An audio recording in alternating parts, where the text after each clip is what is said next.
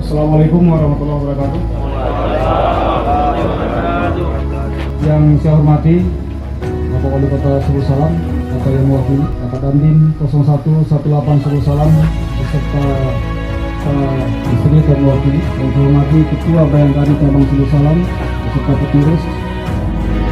Kita masih diberikan kesehatan dan kekuatan sehingga dapat berhadir di tempat ini guna mengikuti acara penanaman serentak 77.000 pohon dalam rangka Hari Kemerdekaan RI ke-77 dengan tema Pulih Lebih Cepat, Bangkit Lebih Kuat.